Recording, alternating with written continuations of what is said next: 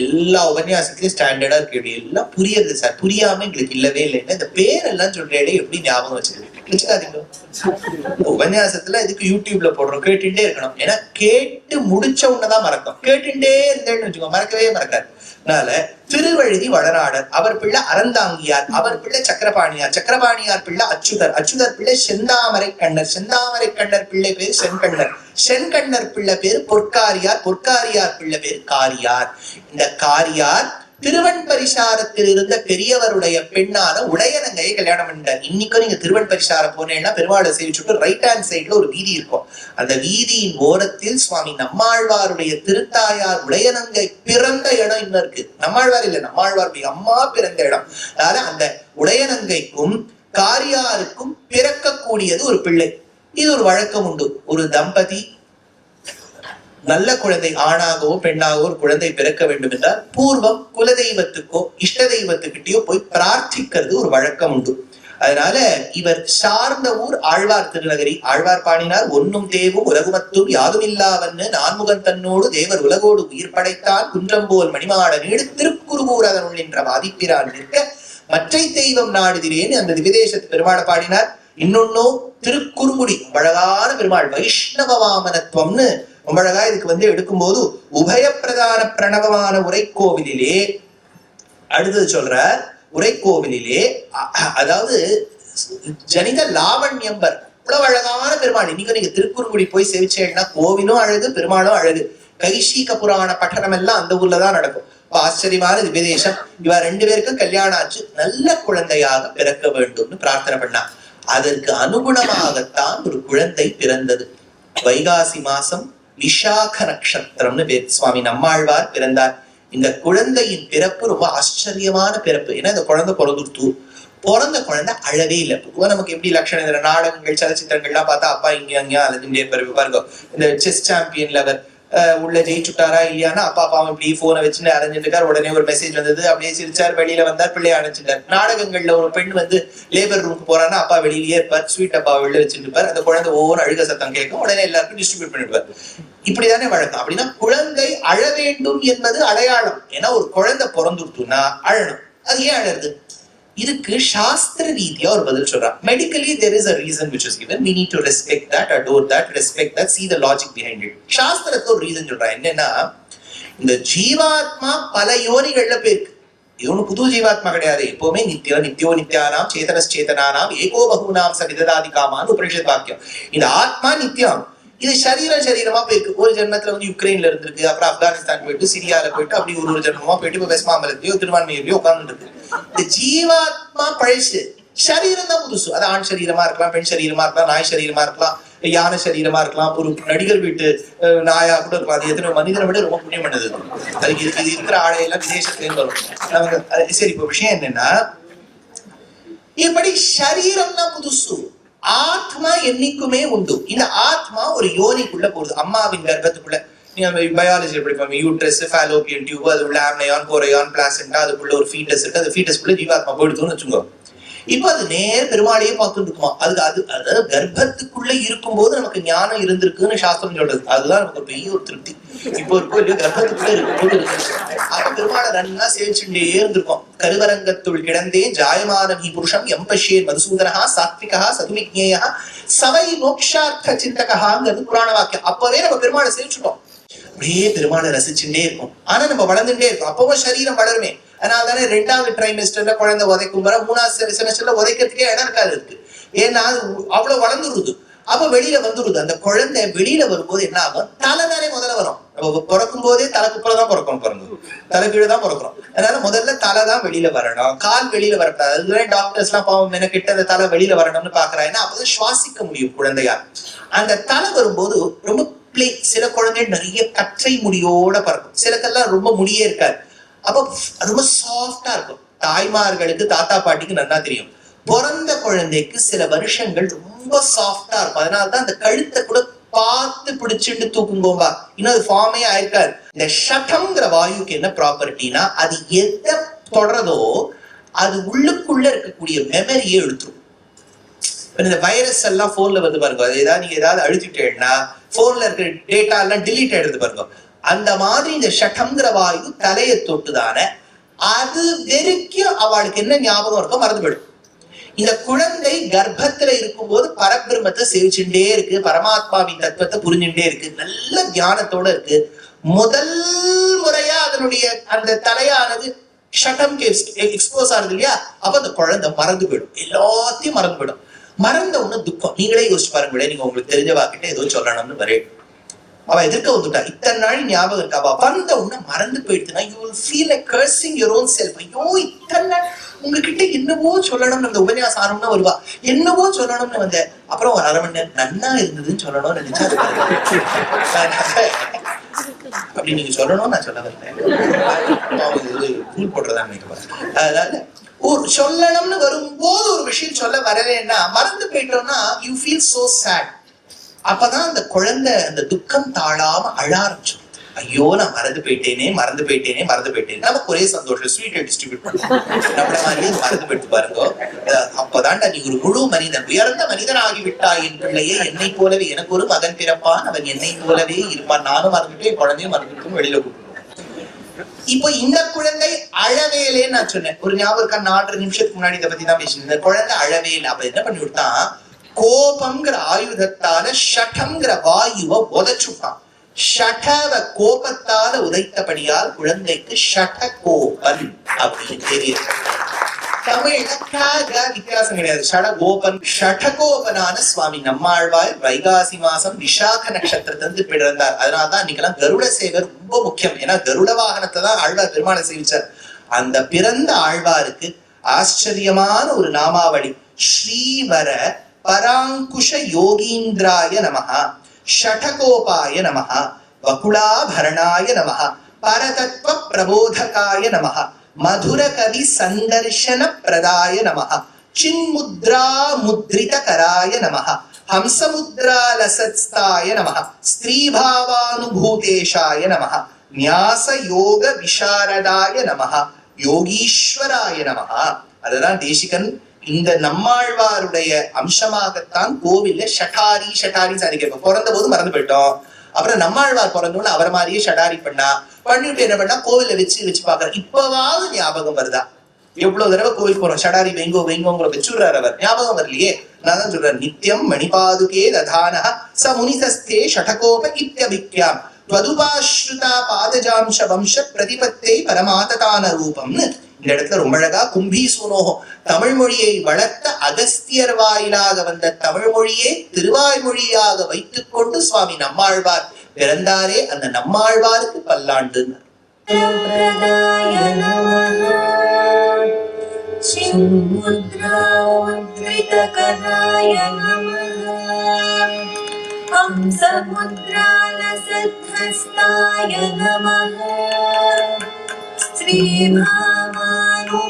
श्रीभावानुभूतेशाय नमः, व्यासयोगविशारदाय नमः, योगीश्वराय नमः. नियतं मणिपादुके दधानः समुनिस्ते षटकोप इत्यभिख्याम् त्वदुपाश्रितपादजातवंश प्रतिपत्यै परमाददानरूपम्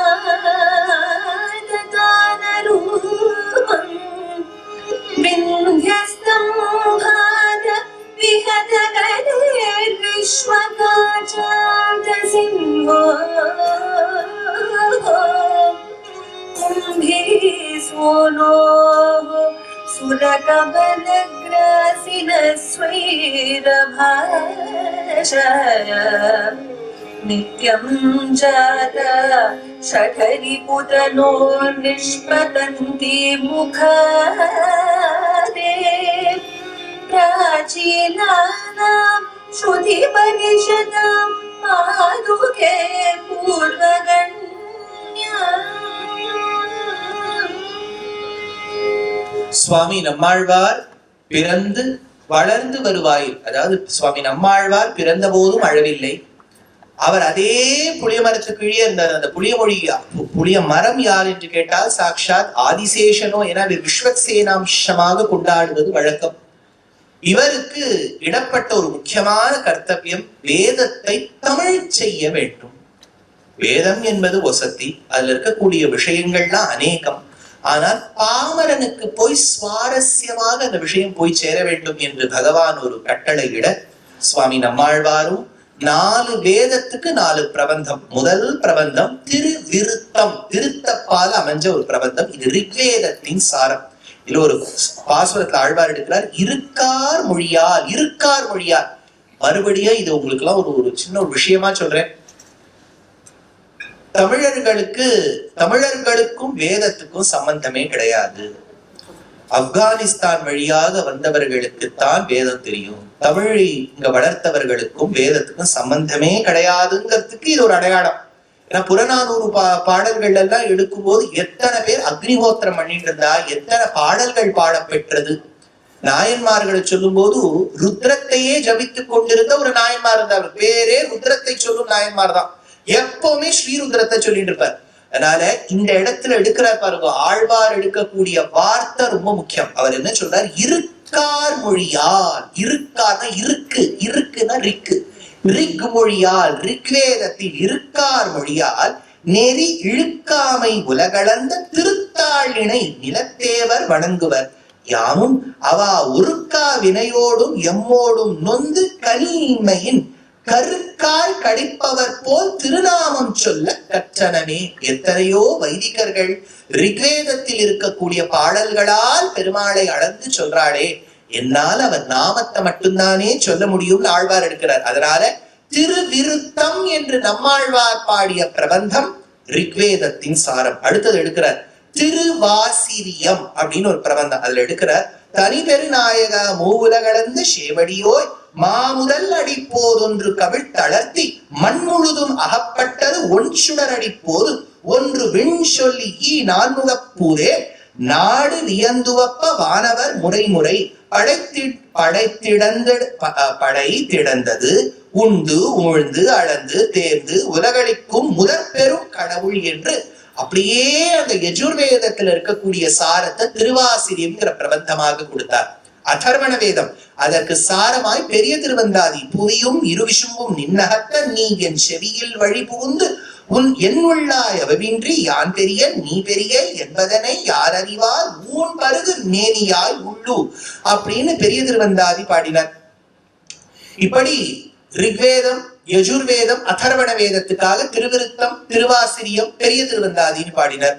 சாமவேதம் யாராவது சாமவேதக்காரா இருக்குங்க? தெரிஞ்சவான்னு கேட்கல, சாமவேதத்தை சேர்ந்தவா, அவ்வளவுதான், பயப்படவே விட்டாரு. அதனால சாமவேதத்துல 1000 சாக்கைகள் இருக்கிறதுக்குள்ள பெரிய வேதம்னா சாமவேதம். சஹஸ்ர சாக்காம் யோத்ராட்சி, 1000 சாக்கைகள். நாராயணிய தினம் நேற்று அல்லவா? நேற்று தானே நாராயணிய தினம். முதல் பாடல் சாந்திரானந்தாவபோதாத்மகம் அனுபமிதம் காலதேசாவதிப்யாம் நிர்முக்தம் நித்தியமுக்தம் நிகமன என்ன வேதம் சத 100 சஹஸ்ரேண நிர்பாஸ்யமானம்னு வருது. சஹஸ்ரம்னா சாமவேதம், அந்த 100ங்கிறது யஜுர்வேதம் ரிக்வேதத்தின் சேர்த்தி. அதனால 1000 சாக்கைகளோடு கூடியது சாமவேதம். பெருமாளும் கீதையில சொல்லும் போது 11வது அத்தியாயத்துல வேதங்களில் நான் சாமமாக இருக்கின்றேன், மாதங்களில் நான் மார்கழி, வேதத்தில் நான் சாமங்கிறார் எல்லாம் சொல்றார். ஆனா அந்த சாமவேதம் 1000 சாக்கை இருக்கா? இப்ப எவ்வளவு மிஞ்சி இருக்கு? 3 சாக்கை தான் நம்ம கிட்ட கிடைக்கிறது. 997 சாக்கைகள் லுப்தம், காணாம போயிடுது, எங்க போச்சுன்னே தெரியல. அந்த 3 சாக்கைகள்ல பல அனுசாக்கைகளை மீட்டெடுப்பதற்கான ஒரு பெரிய பணியை செய்தவர் தான் பிரமாச்சாரியால். காஞ்சி மகாபிரிவா இல்லைன்னா பல சாக்கைகள் நமக்கு கிடைச்சிருக்காது. ரொம்ப மெனக்கெட்டா பெரியவா பண்ண ஒரு பெரிய கைங்கரியம் என்னன்னா, இன்னைக்கும் வேத பாடசாலைகள் நிறைய தெரிஞ்ச இடம் தெரியாத இடத்துல நடக்குதுன்னா மகாபிரிவா பண்ண ஒரு பெரிய கைங்கரியம்.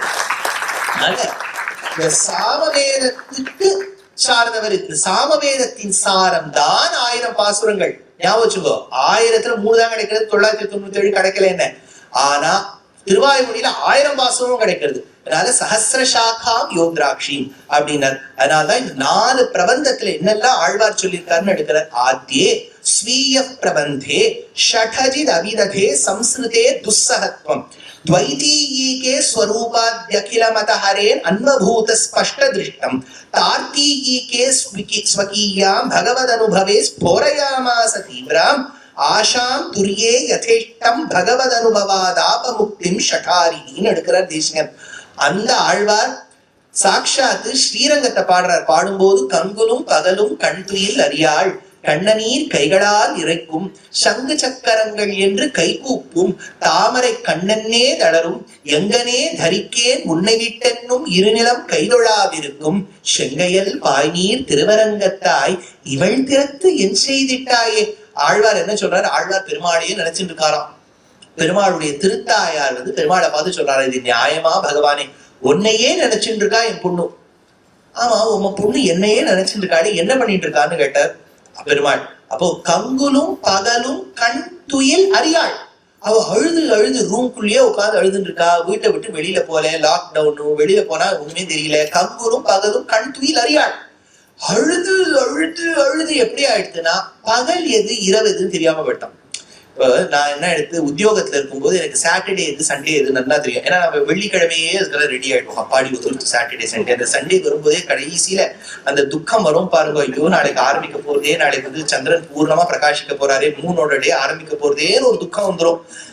இது அப்புறம் என்ன எடுத்து 2016-17 உத்தியோகத்தை விட்டுட்டு முழுக்கவே உபன்யாசம் சொல்லலாம் வந்த உடனே அப்புறம் எனக்கு எது சாட்டர்டே எது சண்டேன்னு தெரியாம போயிட்டு, கங்குலும் பகலும் கண் துயில் அறியாள் மாதிரி சாட்டர்டே எது சண்டே எதுன்னே தெரியாம போயிட்டு இந்த பொண்ணு அழுது அழுது அழுது கங்குலும் பகலும் கண் துயில் அறியாள். சரி, என்னதான் பண்ணிட்டு இருக்கா உன்ன பொண்ணுன்னு கேட்டாராம் பெருமாள். அதுக்கு அந்த அம்மா சொன்னாளா, கண்ணநீர் கைகளால் இறைக்கும், உன்னையே நினைச்சுட்டு அழறா.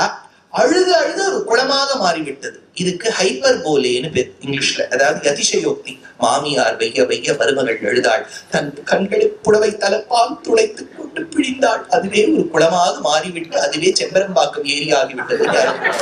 ஹைப்பர் போலே. ஏன்னா இதுல எல்லாமே ஹைப்பர் போலே. முதல்ல மாமியார் மருமகளை வையவே முடியாது இல்லையா? அதுலயே தகராறு மாத்தி வேணா நடக்குமே ஒழிய இது நடக்கவே நடக்காது. கங்குலும் பகலும் கண் துயில் அறியாள், கண்ணநீர் கைகளால் இறைக்கும். இந்த பொண்ணு பெருமாளை நினைச்சுட்டு அழுது அழுது அந்த ஜலம் வெளியில இறைச்சி விடுறானா. கண்ணநீர் கைகளால் இறைக்கும். அப்ப பெருமாள் சொன்னார், என்னையே நினைச்சுன்னு அழறா, கண்ணெல்லாம் வீங்கி போயிருக்கும். இப்ப நானே வந்தேன்னா எப்படி தெரிஞ்சுப்போ? நீ வந்தா தெரியாது, ஏன்னா நீ கண்ணங்கரையில் இருக்க. ஆனா உன் சங்கு சக்கரத்தை பார்த்தா தெரிஞ்சு போயிடுவோம். சங்கு சக்கரங்கள் என்று கை கூப்பிடுவோம். கண்ணு தாமரை கண்ணன்னே தளரும். கண்ணை பார்த்தா கூட தெரிஞ்சு போயிடும்.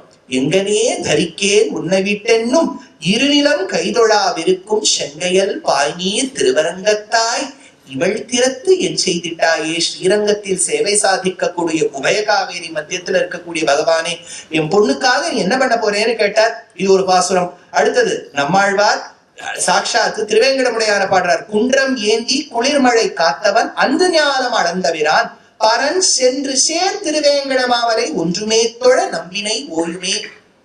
ஆச்சரியமான அந்த வார்த்தையை எடுக்கிறார் அழிமணவாள பெருமாள் நாயனார். மண்ணோர் விண்ணோர் வைப்பில் போகின்ற ஏழுலகு உயர் பாசம் வைத்த நிகரில் வாத்சல்யம் உஜ்வல்யம். என்னென்னவோ சொல்லிட்டே வருகிறே. இது என்ன வரின்னு கேட்டா, இதுக்கு ஆச்சாரிய ஹிருதயம்னு ஒரு நூல் ஞாபகம். 900 வருஷத்துக்கு முன்னாடி 900 years பேக் ஒருத்தர் என்ன பண்ணார், திருவாய்மொழியை நல்லா 1000 பாசுர மொழியை நல்லா ஆராய்ச்சி பண்ணி அதிலேந்து வார்த்தைகளை எடுத்து சூத்திரங்கள் கோத்தார்.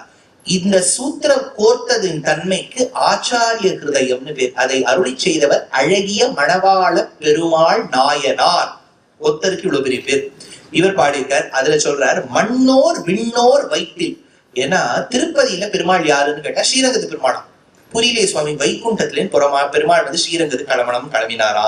நடுவுல ரொம்ப நாளை கால் வலிச்சுட்டா. ஒரு மலைக்கு மேல நின்னாரா. நின்னவர் தான் ஸ்ரீரங்கத்தை படுத்துட்டார். எதுக்கு மலையில போய் நின்னார்னு கேட்ற. மண்ணோர் விண்ணோர் வைப்பில். ஏன்னா திடீர்னு ஒரு ஊரை விட்டு போயிட்டோம்னு வச்சுக்கோ, அம்மா இந்த ஊர்ல இருக்கா, சென்னையில இருக்கா, சென்னையில இருந்து திடீர்னு இன்னொரு போயிட்டுனா இந்த ஊர் குழந்தை சொல்லும், ஏமா நீ அவ்வளவு தூரம் போயிட்டு டெல்லி வரைக்கும் போயிடாதமா. சரிடா, உனக்காக நான் பம்பாயில இருக்கேன். டெல்லியில இருக்க பிள்ளையும் பம்பாய்க்கு வரட்டும், சென்னையில இருக்க பிள்ளையும் பம்பாய்க்கு வரட்டும். நட்ட நடுப்புல இருக்க மாதிரி வைகுண்டத்திலேருந்து புறப்பட்ட பகவான் ஸ்ரீரங்கத்துக்கு போயிட்டா தேவர்கள் நிறைய தூரம் டிராவல் பண்ணணுமா. அதனால மலைக்கு மேல நின்னுட்டாரா. அங்க இருக்கக்கூடியவா கொஞ்சம் இறங்கி சேவிக்கணுமா, கீழே இருக்கவா ஏறி சேவிக்கணுமா. அதனால மண்ணோர் விண்ணோர் வைப்பில் போகின்ற ஏழு உலகம் உய்ய பாசம் வைத்த நிகரில் வாத்சல்யம் உஜ்வல்யம். அந்த 2 பாசுரங்களையும் ஸ்லோகத்தையும் ஸ்ரவணிப்போம். आद्ये स्वीय प्रबन्धे षडजिद विधदे संस्कृते तुस्सनत्वम् द्वैतीयिके स्वरूपाद्यखिलमथ हरे अन्वभूत् स्पष्टदृष्टम् तातीके स्वकीया भगवदनुभवे स्फोरयामास तीव्राम् आशां तुर्ये यथेष्टं भगवदनुभवादाममुक्तिं षठानि கங்குலும் பகலும் கடந்துயில்லறியாள் கண்ண நீர் கைகளால் இறைக்கும் கங்குலும் பகலும் கடந்துயில்லறியாள் கண்ண நீர் கைகளால் இறைக்கும் சங்கச்சக்கரங்கள் என்று கை கூறும் தாமரை கண்ணன்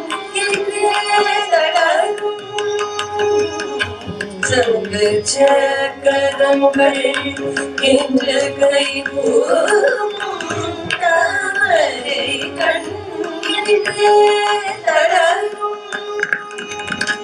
இங்கனே கலிகே